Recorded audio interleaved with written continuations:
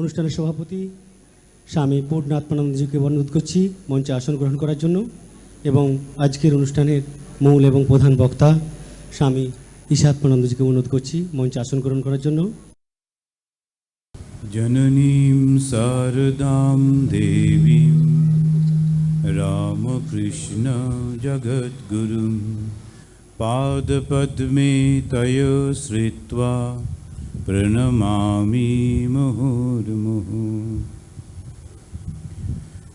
परम पूज्यपाद स्वामी पूर्णात्मानंद जी महाराज, अन्यान्य श्रद्धेय सन्यासीबृंद, माताजीरा रयेछेन एवं मायेर सब सन्तानेरा, आज के ये आमार प्रथम मायेर बाड़ीर कोनो एकटी अनुष्ठाने आसा। एई रकम हय आगे जाना छिलो ना। आमी अद्वैत आश्रमे उठेছি, ओखाने एकजन साधु आमाके बोललेन যে আপনি তাড়াতাড়ি চলে যাবেন, নইলে ঢুকতে পারবেন না। আমি বললাম আমিই তো বক্তা। বললো তা হলেও ঢুকতে দেবে না। এত ভিড় হয় যে তখন ওই বক্তা পেছনে বসে শ্রোতা হয়ে যেতে হবে। এখন এই সত্যি এসে ভালো লাগলো। এই প্রচণ্ড গরমের মধ্যে আমি কালকে ঠাট্টা করে বলছিলাম যে এখন দেখা হলে কলকাতার লোক নমস্কার কেমন আছেন বলছে না, দেখা হলেই বলছেন উরি বাবা কি গরম।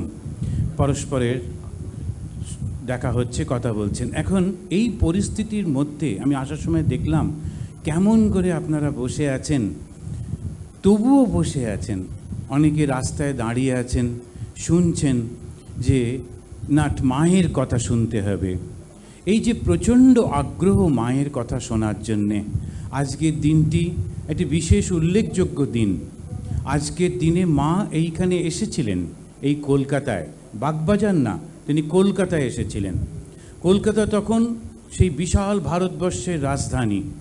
সেই কলকাতাকে দেখিয়ে ঠাকুর বলেছিলেন যে তুমি কি কিছু করবে নি। এই কলকাতার মানুষের দিকে তাকিয়ে বলছেন, মানে কি শুধু বাঙালিদের দিকে? তা কিন্তু না। এই বিশাল ভারতবর্ষে তখন সমস্ত নিয়েছিল ভারতবর্ষ, তার রাজধানী সেই কলকাতা।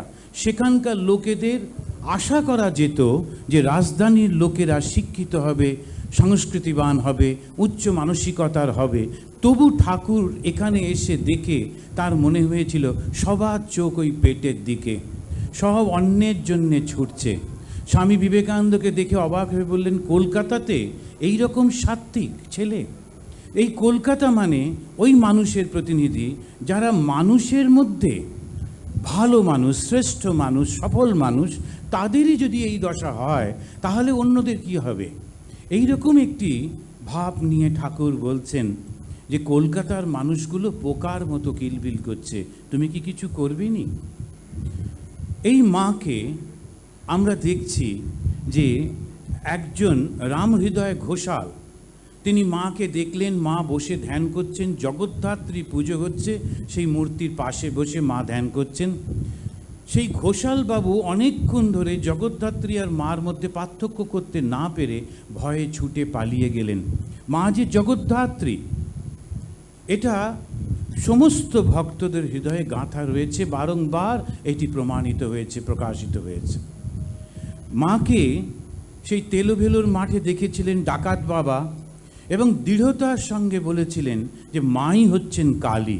ভগবান শ্রীরামকৃষ্ণদেবও সে কথা বলেছেন, মা নিজে মুখেও স্বীকার করেছেন মা হচ্ছেন কালী। ভক্ত ভৈরব গিরিশ এবং সেই স্বামী বিবেকানন্দ তারা মাকে বলছেন জ্যান্ত দুর্গা। ভগবান শ্রীরামকৃষ্ণদেব বলছেন ও আমার শক্তি, ও সরস্বতী, জ্ঞান দিতে এসেছে। এই মাকে আমরা প্রত্যেকে বিশ্বাস করি, যারা একটু সাধন ভজন করেন, যারা বিশ্বাস করেন যে ভগবান অবতার রূপে আসেন, তারা হৃদয়ের মধ্যে তাদের কোনো রকম সংশয় নেই যে মাই হচ্ছেন সেই শক্তি।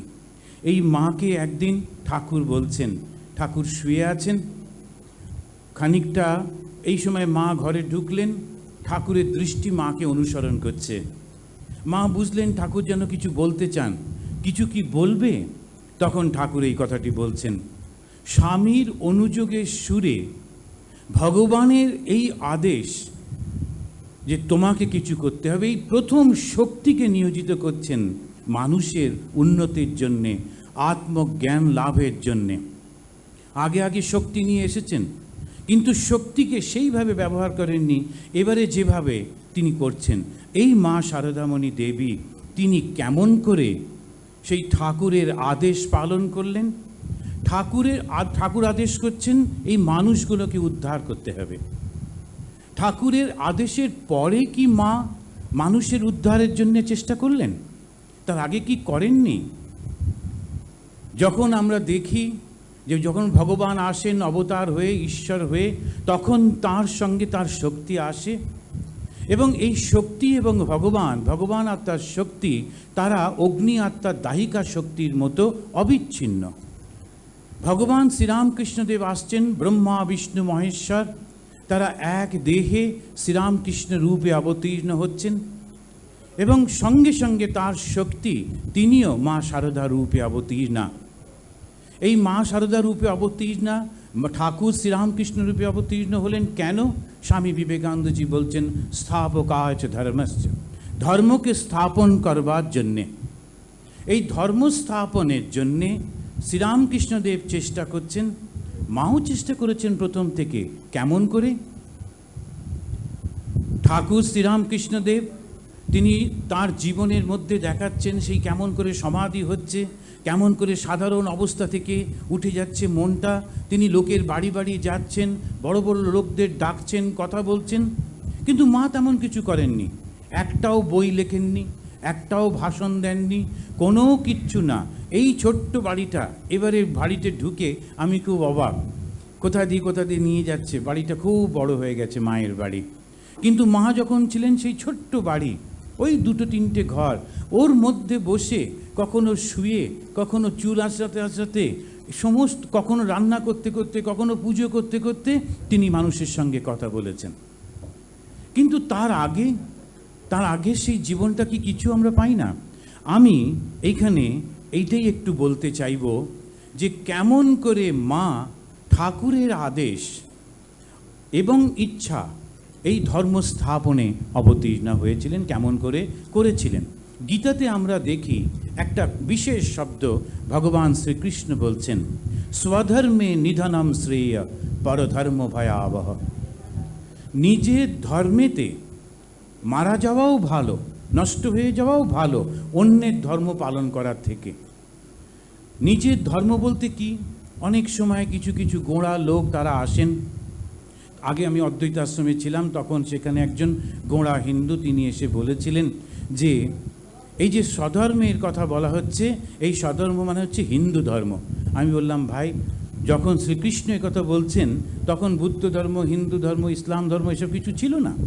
সুতরাং একটু ভালো করে বোঝার চেষ্টা করো স্বধর্ম মানে উনি কী বলতে চাইছেন অর্জুনকে। সেটা অন্য কথা। তিনি আর একটা খুব অদ্ভুত প্রপোজাল দিয়েছিলেন, বলেছিলেন আপনাদের শ্রীরামকৃষ্ণদেবের জীবনী থেকে তিনি যে ইসলাম সাধনা করেছিলেন ওই অংশটা বাদ দিয়ে দিন।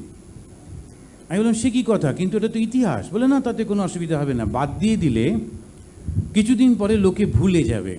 আমি বললাম, আমরা তো অন্তত সেটা পারবো না, তাছাড়া আমাকে বলে লাভ নেই, আপনি বরং বেলুড় মঠে গিয়ে বলে দেখুন। এখন এই যে মানুষের মনের মধ্যে ক্ষুদ্রতা রয়ে গিয়েছে, এই ভাবটা নয়। স্বধর্ম একটি বড় শব্দ, অত্যন্ত বড় শব্দ। স্বধর্মে নিধনম শ্রেয় পরধর্ম ভয়াবহ। এই স্বধর্ম মা পালন করছেন। আমার মনে হয়েছে এই চিন্তাধারাটা আমি আপনাদের সঙ্গে শেয়ার করতে চাই। মা কেমন করে স্বধর্ম পালন করছেন। সেই ছোট্ট মেয়েটি যখন তিনি সেই একেবারে বালিকা, তিনি দেখলেন তার মা বাবা বড্ড গরিব। তার মা, তিনি গিয়ে মাঠে মাঠে তুলো কুড়িয়ে সেই তুলো থেকে পৈতে তৈরি করে সেই পৈতে বিক্রি করে সংসার চালাতে হয়, এবং বাবাকেও সেইভাবে কষ্ট করতে হয়, যজমানগিরি করতে হয় ইত্যাদি। যখনই তিনি একটু চলতে শিখেছেন সেই সময় থেকে মার সঙ্গে গিয়ে গিয়ে তুলো কুড়িয়ে মাকে সাহায্য করেছেন। পরবর্তীকালে আমরা দেখছি ছোট ছোট ভাই বোনদের নিয়ে তিনি আমোদরে স্নান করতে যাচ্ছেন, তাদের দেখাশুনো করছেন, কেননা তাতে মা একটু সুযোগ পাবেন ওই পৈতে তৈরি করবার, তাহলে সংসারে একটু সচ্ছলতা আসতে পারে। কন্যা হিসেবে বাবা মাকে সাহায্য করা এটা তার স্বধর্ম, এবং তিনি সেটা বারংবার করেছেন। কখনো কখনো আমরা দেখছি মায়ের জন্যে মা ছোট্ট মেয়ে রান্না করছেন, তবে রান্না করলেও ওই ভাতের হাঁড়িগুলো নাবাতে পারতেন না বলে তিনি বাবাকে তখন ডাকতেন। তার সমস্ত ছিল, কিন্তু গায়ে শক্তি ছিল না বলে বাবা এসে ভাতের হাঁড়িগুলি নাবিয়ে দিত। এই ছোট ছোট কাজের মধ্যে দিয়ে তিনি তার স্বধর্ম পালন করেছেন। পরিণত বয়সেও দেখছি তার ভাইদের তিনি দেখাশুনো করছেন। এবং যখন দিদিমা মারা গেলেন, মায়ের মা মারা গেলেন, মায়ের ভাইরা যখন সে কোনো কাজ করতে পারল না, তার অপরাগ হলো, মা গিয়ে সমস্ত কিছু করে ব্রাহ্মণ ভোজন করিয়ে তিনি সেই মায়ের শ্রাদ্ধ শান্তি সমস্ত করিয়েছিলেন। এই যে কন্যা হিসেবে বরাবর তিনি তার দায়িত্ব পালন করেছেন, স্বধর্ম পালন করেছেন। পরবর্তীকালে মা যখন তার বিয়ে হয়ে গেছে 5 বছর 6 বছর বয়সে, কিন্তু ঠাকুর চলে এসছেন দক্ষিণেশ্বরে, মা আছেন ওখানে। শুনছেন কিছুদিন পরে ঠাকুর নাকি পাগল হয়ে গিয়েছেন। তার আগে একটা খুব সুন্দর ঘটনা, মা তখন সেই বালিকা বধূ, ছোট্ট মেয়ে। ঠাকুর বিয়ে 2 বছর পরে শ্বশুরবাড়ি গেছেন, মাকে কেউ শিখিয়ে দেয়নি, কিন্তু স্ত্রী হিসেবে তার স্বধর্ম স্বামীকে সেবা করা, ওই অল্প বয়সেও কেউ না শেখানো সত্ত্বেও মা কিন্তু গিয়ে ঠাকুরের পাটি ধুইয়ে দিয়ে মুছিয়ে দিয়ে পাশে বসে বসে হাওয়া করছেন। বাকিরা সব হাসছে, মজা পেয়েছে, কিন্তু মা তার স্ত্রী হিসেবে, বধূ হিসেবে তিনি তার স্বধর্ম পালন করছেন।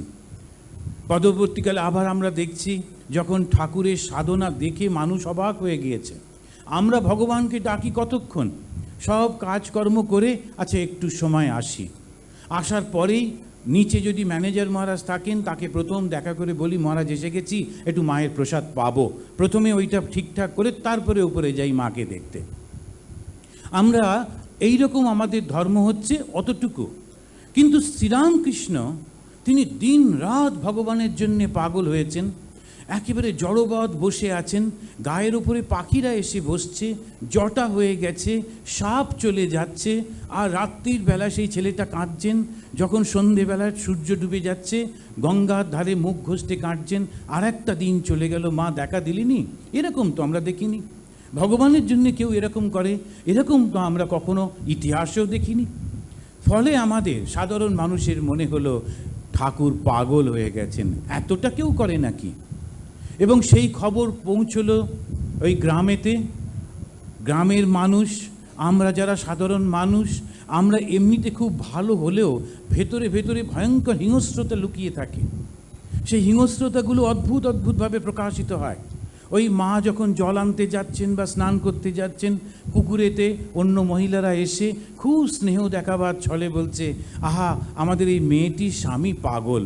আসলে ওর মনে দুঃখ দেবার জন্যে, প্রচণ্ড দুঃখে মায়ের মনটা ভেঙে যাচ্ছে। কিন্তু সেই সময় তিনি অপেক্ষা করে চলেছেন, একটা কথাও কাউকে বলছেন না।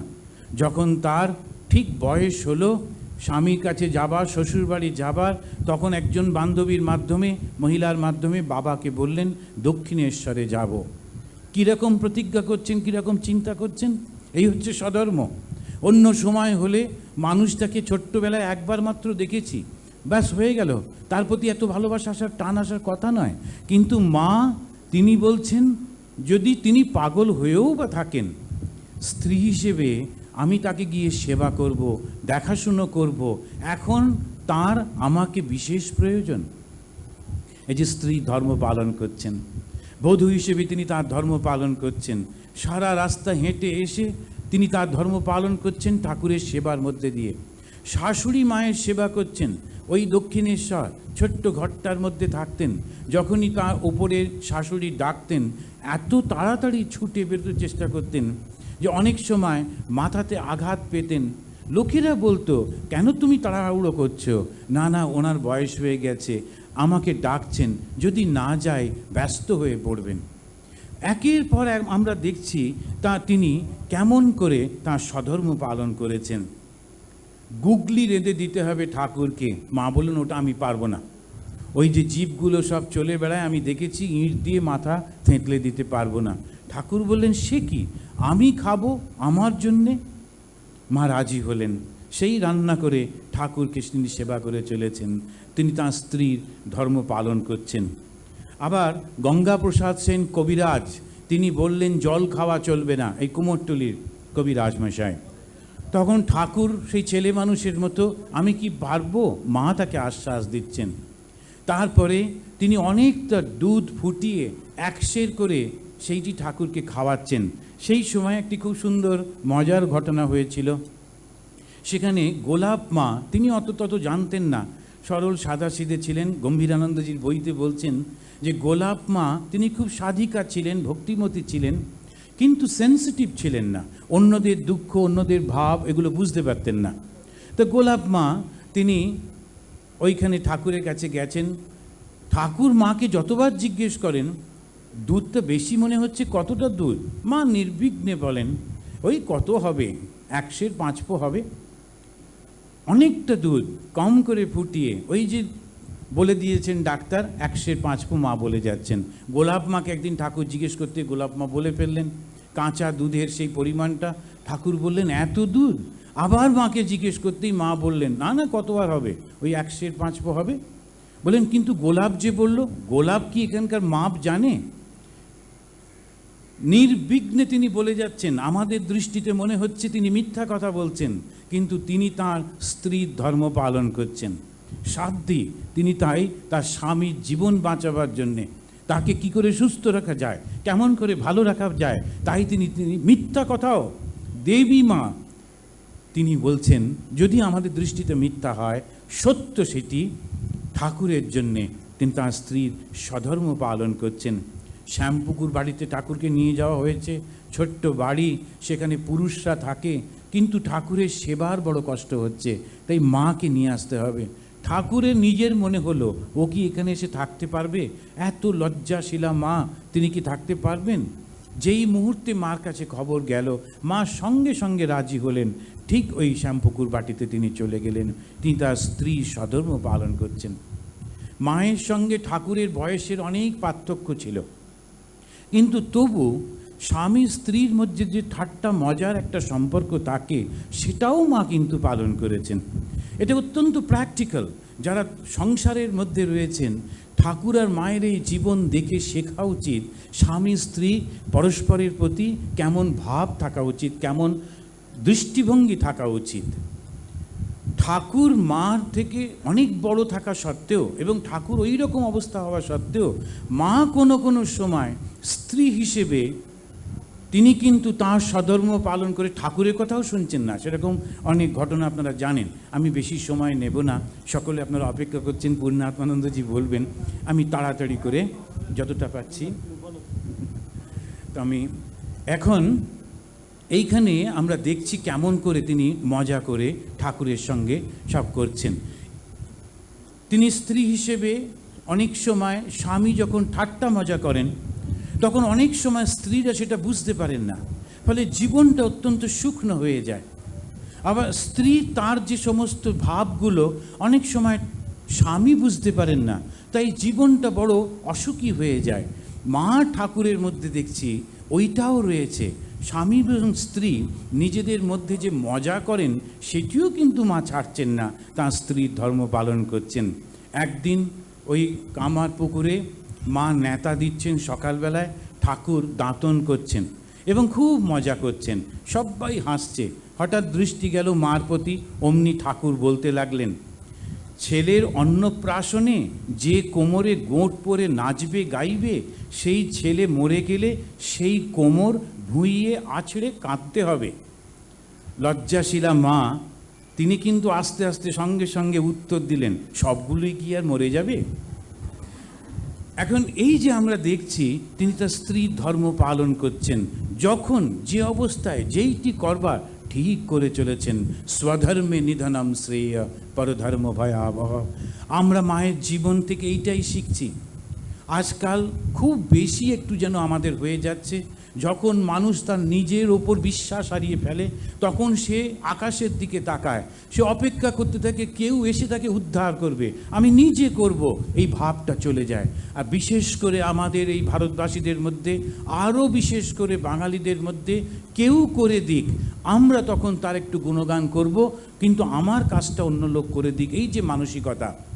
আমরা এখন দেখি মা সম্বন্ধে খুব নানান রকম প্রকাশিত হচ্ছে, মা এইরকম ওই রকম ওই রকম ওই রকম, এই যে মিরাকলস, গম্ভীর মহারাজ কিন্তু এটা বেশি বলেননি, কেন এতে মন দুর্বল হয়ে যায়। মা দেবী 100 ভাগ না, 1,00,000 ভাগ সত্যি, এতে কোনো রকমভাবে কোনো ডাউট নেই। মা দেবী, তিনি পরমা প্রকৃতি, তিনি সমস্ত শক্তির আধার। কিন্তু তাতে আমার কি হলো? আমি কি করব? আমি কি শিখব? আমি কি করলে ওই রকম মায়ের সঠিক সন্তান হতে পারবো? সেটা নিজেকে বুঝতে হবে। এই প্র্যাকটিক্যাল দিকটা আমরা মায়ের কাছ থেকে দেখছি। মা যখন শিষ্যা, ঠাকুর তাকে দীক্ষা দিয়েছেন, স্বামীজি বলেছেন উনি তাঁর প্রথম শিষ্যা। মাকে প্রথম ঠাকুর দীক্ষা দিয়েছিলেন। তিনি মা আবার বলছেন উনি আমার জিভেতে কি একটা লিখে দিলেন, তুইও যা না, আরেকজনকে বলছেন। এই যে মা শিষ্যা রূপে কীরকমভাবে তার স্বধর্ম পালন করছেন। ঠাকুর বৈরাগ্যের কথা শোনাতেন, তিনি ত্যাগের কথা, ভগবত ভক্তির কথা শেখাতেন, জগতের বিভিন্ন জ্ঞানের কথা বলতেন, কেমন করে মানুষের সঙ্গে ব্যবহার করতে হয়, কেমন করে ওই পোলতে তৈরি করতে হয়, সমস্ত ছোট্ট ছোট্ট একেবারে পরাজয় বা অপরাজয় সমস্ত বিদ্যা শেখাচ্ছেন। জাগতিক বিদ্যা শেখাচ্ছেন, আধ্যাত্মিক বিদ্যা শেখাচ্ছেন, এবং মা শিষ্যা হিসেবে সমস্ত কিছু গ্রহণ করছেন এক মনে। পরবর্তীকালে তিনি তার পরীক্ষায় উত্তীর্ণ হচ্ছেন। ঠাকুর ওই বৈরাগ্যের কথা শিখিয়ে একদিন মাকে প্রশ্ন করলেন, তুমি কি আমাকে সংসারের পথে টেনে নিয়ে যেতে এসেছো? একেবারে সঠিকভাবে শিষ্যা উত্তর দিচ্ছেন, না, আমি তোমাকে তোমার ইষ্টর পথে সাহায্য করতে এসেছি। যদি শিষ্যা হিসেবেও দেখি, তখন দেখছি তিনি পরীক্ষায় পাশ করে যাচ্ছেন। ঠাকুর আদেশ দিয়েছিলেন, এটাও কিন্তু একটা অদ্ভুত কথা ঠাকুর বলছেন, যে কখনো হাতটা চিৎ করো না, পারলে উপুড় করো। একবার যে চায় তার ব্যক্তিত্ব বোধ, যে ভাবটা, আত্মবিশ্বাস নষ্ট হয়ে যায়। আর আমরা যদি তাকিয়ে দেখি, শুধু ব্যক্তি না, সমাজ, দেশ শুধু দাও দাও দাও দাও করছে। এই যে দিতে চাইছি, শুধু আমরা ভিখারি হয়ে যাচ্ছি। আমি এখন যেখানে আছি অরুণাচল, ওর কাছাকাছি আসাম, এই আসামেতে ভিখারি নেই। অরুণাচলের যে ট্রাইবাল, কেউ ভিক্ষে করে না, কিচ্ছু করে তারপরে সে একটা পয়সা নেবে, কিছু নেবে।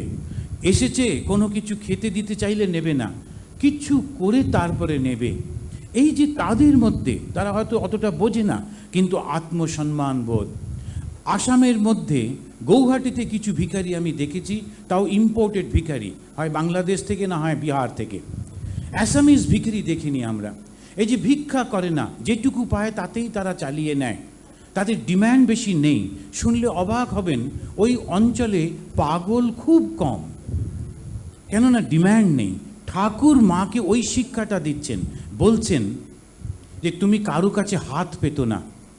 কি প্রচণ্ড কষ্ট হয়েছিল মা ঠাকুরের যখন শরীর চলে গেল।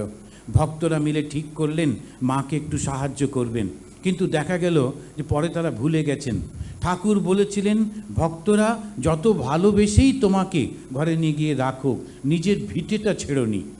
সেই নিজের ভিটেতে রয়েছেন, শাক বুনে খাচ্ছেন, কোনোদিন তার সেই নুনও জোটে না, কিন্তু কিছুতেই ঠাকুরের আদেশ তিনি লঙ্ঘন করেননি। ঠাকুরেরই আত্মীয় দক্ষিণেশ্বরে গিয়ে বারণ করে দিল, উনি ভক্তদের কাছ থেকে অনেক প্রণামী পাচ্ছেন, সুতরাং জমিদারের টাকার অপচয় করবার দরকার নেই।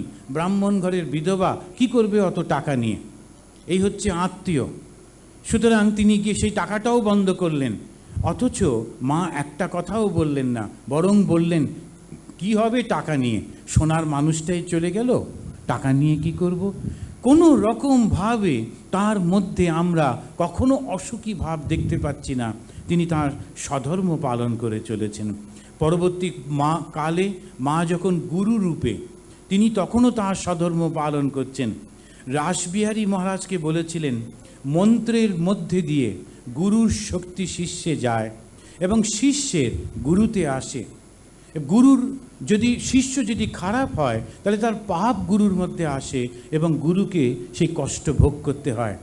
একজন তখন মাকে বলেছিলেন, মা তুমি আমার ভাগ নিও না, তুমি আমার জন্যে কষ্ট ভোগ করবে, এটা আমি সহ্য করতে পারবো না। সঙ্গে সঙ্গে মা বলছেন, সে কি বাবা, সে কি বাবা, তোমরা ভালো থাকো, আমি ভোগী। তিনি গুরুর ধর্ম পালন করে চলেছেন। গোপালের মা অঘোরমণি দেবীকে শাশুড়ির মতো তিনি মনে করতেন। সেই গোপালের মা যখন মারা যাচ্ছেন, তিনি মাকেও গোপাল রূপে দেখে তার পদধূলি চাইছিলেন। তখন মা প্রথমে বুঝতে পারেননি, পরে যখন তাকে বুঝিয়ে দেওয়া হলো, নির্দ্বিধায় তাকে সেই নিজের পদধূলি দিলেন। তো এই দেখছি আমরা যে তিনি গুরুর ধর্ম পালন করছেন। জয়রামবাটিতে দুর্গা পুজোর সময় একজন ব্রহ্মচারীকে বলছেন, আরও ফুল নিয়ে এসো। নিয়ে এসে ওই রাখাল, তারক, এদের নামে নামে আমার পায়ে ফুল দাও। যে ছেলেরা আসেনি, যাদের নাম আমি জানি না, তাদের নামেও আমার প্রতি পায়ে ফুল দাও। তিনি গুরুর ধর্ম পালন করছেন এবং বসন্তবৎ লোকহিতম চরন্ত। আদি শঙ্করাচার্য বলছেন, গুরু কীরকম? বসন্তের মতো। তাকে নিন্দা করো, প্রশংসা করো, চাও না চাও, সে তোমাকে সেই শীতল বায়ু দেবে, গন্ধ দেবে এবং বসন্তবৎ লোকের হিত করে চলবে। গুরুটি তাই করছেন, তিনি লোকের হিত করছেন, প্রার্থনা করছেন সকলের জন্যে, এদের ইহকাল পরকালের মঙ্গল হোক। আবার শ্রীমাকে যখন মাতৃরূপে দেখি, তখন তিনি, যাঁর রামকৃষ্ণগত প্রাণা যিনি, তিনিও কিন্তু যখন ঠাকুর আদেশ করছেন অন্য কারুর হাতে খাবার পাঠাবে না বলো, মা বলছেন তা তো পারবো না ঠাকুর, যে আমাকে মা বলে ডাকবে আমি তাকে ফেরাতে পারবো না। মা বলে ডেকেছিলেন একজন বৃদ্ধা, তার প্রথম জীবনটা অত ভালো ছিল না।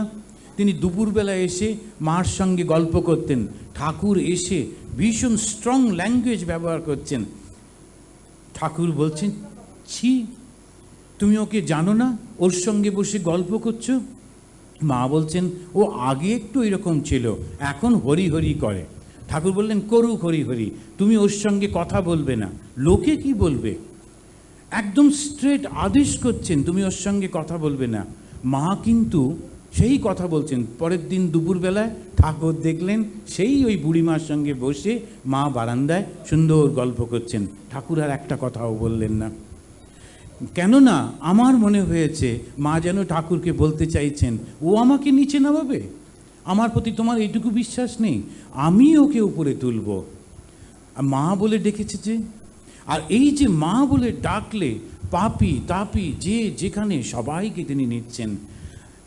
এইখানে একটা ঘটনা পড়েছিলাম একটি বইতে, এই বাগবাজারে। ঘটনাটি অপূর্ব ঘটনা আমার মনে হয়েছে। কি বিরাট মানসিকতা! মাতৃত্ব মানে বিশাল মানসিকতা, সব কিছুকে নিতে পারে মনের মধ্যে, সব কিছুকে।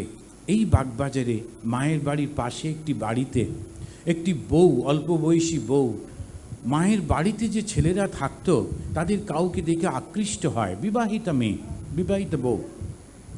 এবং তারপরে সে তাকে একটা চিঠি লিখে দেবার চেষ্টা করে।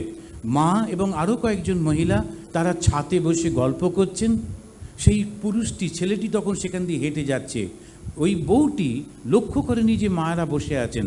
একটা কাগজে একটা চিঠি লিখে সে গোল পাকিয়ে ছুঁড়ে দিয়েছেন ওই ছেলেটির দিকে। ছেলেটি লক্ষ্য করেনি, সে চলে গেছে। কাগজটা এসে পড়তে মার সঙ্গিনীদের মধ্যে কেউ একজন সেটি তুললে পড়ে ছি ছি শুরু করলেন। মা দেখলেন প্রচণ্ড নিন্দা, আরে ছি ছি, এরকম কেউ করে, ইত্যাদি ইত্যাদি। আর তখনকার দিনে ভেবে দেখুন সেই মানসিকতা। মা চিঠিটি নিলেন, হাতের মুঠো করে গম্ভীর মুখে সকলকে বললেন, এই বিষয়ে আর একটা কথা যেন না হয়। এরপরে বউটি দেখেছে ওই রকম সে লজ্জায় লুকিয়ে আছে। অনেক দিন পরে ভেবেছিল মা ডাকবেন, বলবেন, হইচই হবে, কি হবে কি হবে। আর সেই রকম পরিস্থিতিতে আত্মহত্যা করা ছাড়া আর গত্যন্তর থাকতো না। কিন্তু মা কিচ্ছু বললেন না দেখে ধীরে ধীরে সে ভাবলো বোধহয় সেই কিছু ওরা বুঝতে পারেনি। একদিন ছাতে কাপড় মেলতে এসছেন, মা কিন্তু লক্ষ্য রাখছেন, সঙ্গে সঙ্গে ডেকে বলছেন, শোনো বৌমা, আমার মনে হয় তুমি বোধহয় এই কাগজটি তোমার স্বামীর জন্য লিখেছিলে, ভুল করে এখানে চলে এসেছে, এই নাও। কি ভাষায় বলছেন দেখুন, কোনো নিন্দা করছেন না। আমরা হলে এই রকম সুযোগ পেলে ওকে নরক দর্শন করিয়ে ছাড়তাম, প্রচণ্ড কষ্ট দিয়ে দারুণ একটা আনন্দ উপভোগ করতাম।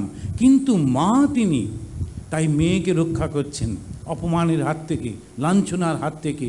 মানুষ একটা দুটো ভুল করে ফেলতেই পারে, কোনো একটা দুর্বল মুহূর্তে একবার ভুল করেছে বলে তাকে নরকে নিয়ে যাব? এই হচ্ছেন মা। সংঘ জননী রূপে তাকে আমরা দেখছি। সংঘ জননী রূপে ঠিক একেবারে সেই সংঘকে পরিচালনা করছেন। যখন একবার তার কাছে কথা এলো যে কিছু কিছু লোক পয়সা আছে তবু বিনা পয়সায় ওষুধ নেবার জন্যে আসে, কোয়ালপাড়াতে ঘটনা, এবং কোয়ালপাড়া সেই সাধু এসে মাকে বললেন, মা কি করা যায়?